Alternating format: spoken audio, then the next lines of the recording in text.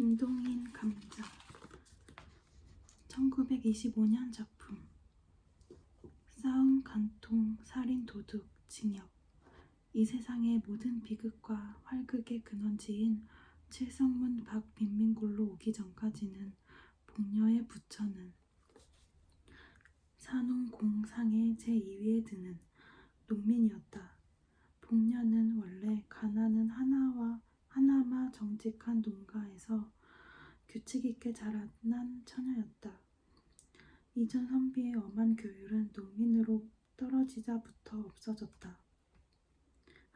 그러나 어딘지는 모르지만 딴 농민보다는 좀 똑똑하고 엄한 가을이 그의 집에 그냥 남아있었다. 그 가운데서 자라난 복녀는 물론 다른 집 처녀들같이 여름에는 벌거벗고 겨울에서 몇 감고 바짓바람으로 동네를 돌아다니는 것을 예사로 알기는 알았지만 그러나 그의 마음속에는 막연하나마 도덕이라는 것에 기쁨을 가지고 있었다. 그는 15살 나는 해에 동네 호라비에게 80원에 팔려서 시집이라는 것을 갔다. 그의 새 서방 영감이라는 편이 적당할까? 이라는 사람은 그보다 20년이나 위로서 원래 아버지의 시대에는 상당한 농민으로 발도 몇 마지기가 있었으나 그의 대로 내려오면서는 하나둘 줄기 시작하여서 마지막에 복녀를 판 80원이 그의 마지막 재산이었다. 그는 극도로 게으른 사람이었다. 동네 노인의 주선으로 소작 밖에나 얻어주면 종자만 뿌려둔 뒤에는 후치질도 안 하고 김도 안 매고 그냥 버려두었다가는 가을에 가서는 되는 대로 걷어서 금년엔 흉년 입네 하고 전주 집에는 가져도 안 가고 혼자 먹어버리곤 하였다. 그러니까 그는 한 밭을 이태를 연하여 붙여본 일이 없었다. 이리하여 몇 해는 지나는 동안 그는 동네에서는 밭을 못 얻으리 만큼 인심과 신용을 잃고 말았다. 복녀가 시집을 온 지 한 3-4년은 장인의 덕으로 이렁저렁 지내갔으나 예전 선비의 꼬리인 장인도 차차 사위를 밉게 보기 시작하였다. 그들은 처가에까지 신용을 잃게 되었다. 그들 부처는 여러 가지로 의논하다가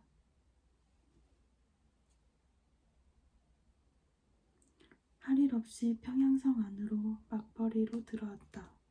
그러나 게으른 그에게는 맞벌이나마 역시 되지 않았다.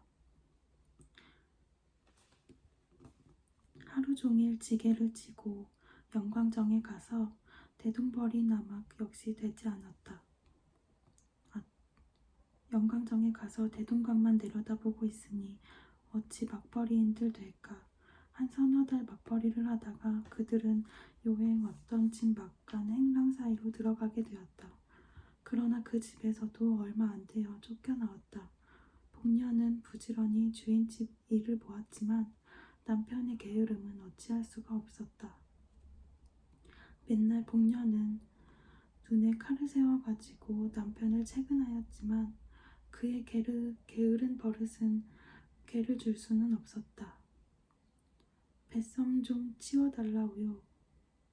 남 졸음 오는데 남자 치우 시간. 내가 치우나요? 20년이나 밥을 처먹고 그걸 못 치워. 에이구 칵 죽구나 말디. 2년 뭘.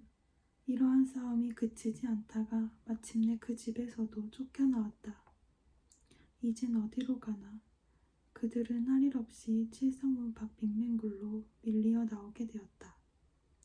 칠성문 밖을 한 부락으로 삼고 그곳에 모여있는 모든 사람들의 정업은 거러지요. 부업으로는 도둑질과 자기끼리의 매음. 그 밖에 이 세상에 모든 무섭고 더러운 죄악이 있었다. 복녀도 그 정업으로 나섰다. 그러나 19살에 한창 좋은 나이의 여편네에게는 누가 밥인들 잘 줄까?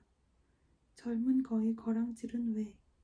그런 소리를 들을 때마다 그는 여러 가지 말로 남편이 병으로 죽어가거니 어쩌니 핑계는 되었지만 그런 핑계에는 단련된 평양시민의 동정은 역시 살 수가 없었다. 그들은 이제 성문 밖에서도 가장 가난한 사람 가운데 드는 편이었다. 그 가운데서 잘 수입되는 사람은 하루에 5리짜리 돈푼으로도 1월 7, 80전에 현금을 쥐고 들어오는 사람까지 있었다. 극단으로 나가서는 밤에 돈벌이를 나갔던 사람들은 그날 밤 40원을 벌어가지고 그 근처에서 담배 장사를 하기 시작한 사람까지 있었다. 복녀는 19살이었다. 얼굴도 그만하면 빤빤하였다. 그 동네 여인들이 보통 하는 일을 본받아서 그도 돈벌이 좀 잘하는 사람의 집에라도 잠깐 찾아가면 매일 5, 60전은 벌 수가 있었지만 선비의 집 안에서 자라난 그는 그런 일을 할 수가 없었다. 그들 부처는 역시 가난하게 지냈다. 굶는 일도 없었다. 기자묘 솔발에 송충이가 끓었다. 그때 평양부에서는 그 송충이를 잡는데 은혜를 베푸는 뜻으로 칠성문 밖 빈민굴의 여인들을 인부로 쓰게 되었다. 빈민굴 여인들은 모두가 지원을 하였다. 그러나 뽑힌 것은 겨우 50명쯤이었다. 복녀도 그 뽑힌 사람 가운데 한 사람이었다. 복녀는 열심으로 송충이를 잡았다. 소나무에 사다리를 놓고 올라가서는 송충이를 집게로 집어서 약물에 잡아넣고 또 그렇게 하고 그의 통은 잠깐 새에 차고나였다. 하루에 32전씩 품삯이 그의 손에 들어왔다. 그러나 대엿새 하는 동안에 그는 이상한 현상을 하나 발견하였다. 그것은 다른 것이 아니라 젊은 여인부 한 여남은 사람은 언제든 송충이는 안 잡고 아래서 지잘거리며 웃고 날뛰기만 하고 있는 것이었다. 뿐만 아니라 그 놀고 있는 인부의 품삯은 일하는 사람의 삭전보다 8전이나 더 많이 내어주는 것이다. 감독은 한 사람뿐이었는데 감독도 그들이 놀고 있는 것을 묵인할 뿐 아니라 때때로는 자기까지 섞여서 놀고 있었다. 어떤 날 송충이를 잡다가 점심때가 되어서 나무에 내려와서 점심을 먹고 다시 올라가려 할 때에 감독이 그를 찾았다.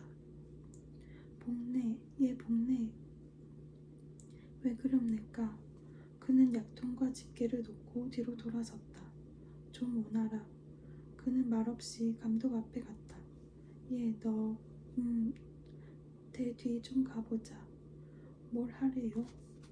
글쎄 가야. 가디오 형님.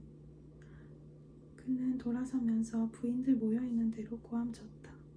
형님도 갑세다. 싫다 얘. 둘이서 재미나게 가는데 내가 무슨 맛에 가갔니? 복녀는 얼굴이 새빨갛게 되면서 감독에게로 돌아섰다. 가보자. 감독은 저편으로 갔다. 복녀는 머리를 숙이고 따라갔다. 복내 독하구나. 뒤에서 이런 소리가 들렸다. 복녀의 숙인 얼굴은 더욱 빨갛게 되었다. 그날부터 복녀도 일 안 하고 품삯 많이 받는 인부의 한 사람으로 되었다. 복녀의 도덕관 내지 인생관은 그때부터 변하였다.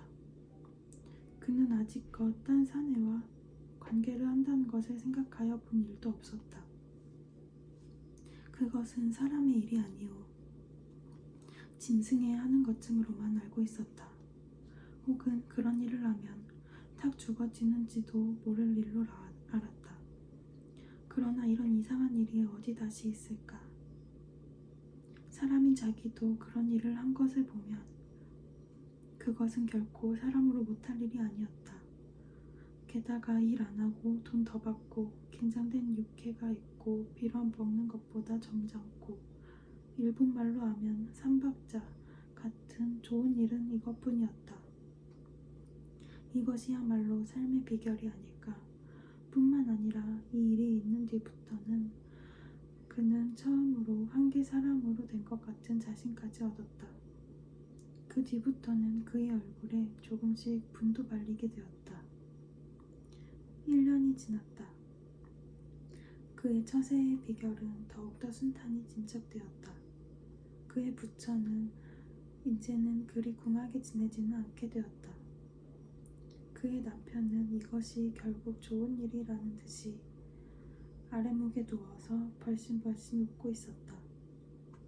복녀의 얼굴은 더욱 예뻐졌다. 여보 아즈바니, 오늘은 얼마나 벌었소? 복녀는 돈 좀 많이 버는 듯한 거지를 보면 이렇게 찾는다. 오늘은 많이 못 벌었세다. 얼마? 도무지 열서냥. 많이 벌었세다 가래. 한 넷냥 꿰주소 고래. 오늘은 내가 어쩌고 하면 복녀는 곧 뛰어가서 그의 팔에 늘어진다. 나한테 들킨다면은 꿔구야 말아요. 나 원 이 아즈마니 만남은 야단이더라. 자 꿰주디. 그 대신 알아있디? 난 몰라요. 헤헤. 모르면 안 줄 테야. 글쎄 알았대도 그런다. 그의 성격은 이만큼까지 진보되었다. 가을이 되었다. 칠성문 밖 빈민굴의 여인들은 가을이 되면 칠성문 밖에 있는 중국인의 채마밭에 감자며 고구마며 배추를 도둑질하러 밤에 바구니를 가지고 간다. 복녀도 감자깨나 잘 도둑질하여 왔다. 어떤 날 밤 그는 고구마를 한 바구니 잘 도둑하여 가지고 인제 돌아가려고 일어설 때에 그의 뒤에 시커먼 그림자가 서서 그릇과 붙들었다. 보니 그것은 그 밭의 주인인 중국인 왕서방이었다. 복녀는 말도 못하고 멀찐멀찐 발 아래만 보고 있었다. 우리 집에 가. 왕서방은 이렇게 말하였다. 가재문 가디.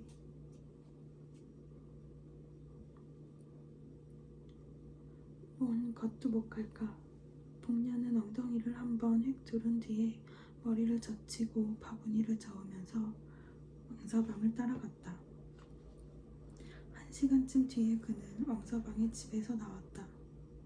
그가 밭고랑이에서 길로 들어서려 할 때에 문득 뒤에서 누가 그를 찾았다. 복내 아니야? 복내는 휙 돌아서 보았다.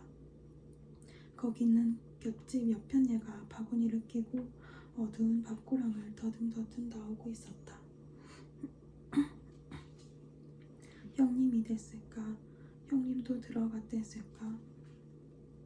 님자도 들어갔댔나? 형님은 네 집에,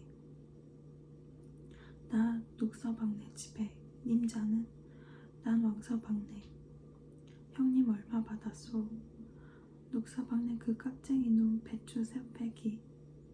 난 3원 받았다. 복녀는 자랑스러운 듯이 대답하였다. 10분쯤 뒤에 그는 자기 남편과 그 앞에 돈 3원을 내놓은 뒤에 아까 그 왕서방의 이야기를 하면서 웃고 있었다.